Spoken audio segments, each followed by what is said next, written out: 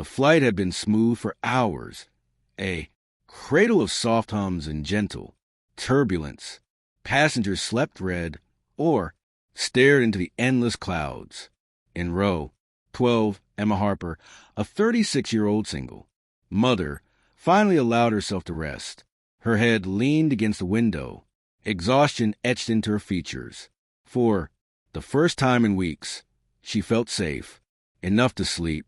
But then the captain's voice broke through the speakers, calm, yet trembling. "Ladies and gentlemen, is there a pilot on board? Before I tell you what happened next, tell me in the comments where you're watching from. I love knowing who's listening." The cabin froze. Conversations halted. Mid-sentence. Coffee cup stopped. Halfway to lips. Fear spread faster than turbulence. Emma's eyes snapped open. For a heartbeat, she thought she'd misheard, but the silence that followed, heavy and suffocating, told her she hadn't. The captain was asking for help. The man trusted with their lives was in trouble. That Emma's heart pounded. She was a commercial pilot, or rather, she had been. 2 years earlier, after her husband's sudden death, she'd walked away from the cockpit to raise her daughter. She'd sworn never to fly again. The pain of memories too heavy, the responsibility too consuming. And now here she was, 30,000 feet above the Atlantic, 100 souls waiting for someone to stand up. But she didn't move, not at first. Her fingers dug into the armrest. Questions tore at her. Conscience? What did I fail? What if I freeze?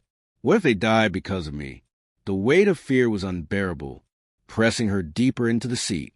Then she heard it, a child's voice, fragile and trembling. "Mommy, are we going to fall?" The words came from the row behind her, but they could have been her own daughter's. Emma's pulse surged. She unbuckled her seatbelt. The quiet shuffle caught the attention of nearby passengers. Murmurs rippled through the cabin, whispers of hope clashing with doubt. She's going. Does she know what she's doing? Eyes followed as she walked toward the cockpit, each step echoing louder in her mind than the engines themselves. Inside, the co-pilot was pale, sweat dripping from his temple. The captain sat slumped, struggling for breath. It was clear he couldn't go on.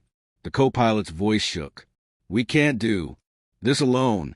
Emma slid into the empty seat, her hands trembling as they touched controls she hadn't held in years. Her mind screamed with doubt, but beneath it, muscle memories stirred. The storm outside roared, winds clawing at the aircraft. Every bump rattled her bones.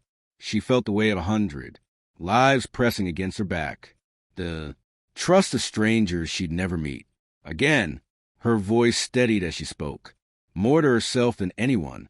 "I can do this."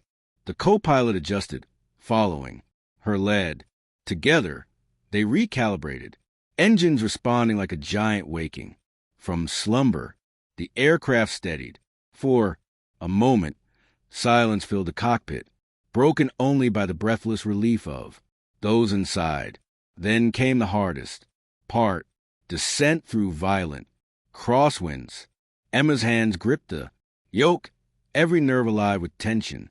The runway appeared through rain glass, a narrow strip of salvation. The plane dipped, jolted, steadied again. Seconds stretched into eternities. Her mind flashed images of her daughter waiting at home, never knowing her mother's secret battle at 30,000 feet. She whispered a promise under her breath. "I'll see you again." And then the wheels met earth. A violent jolt, a scream of tires, and impossible became real.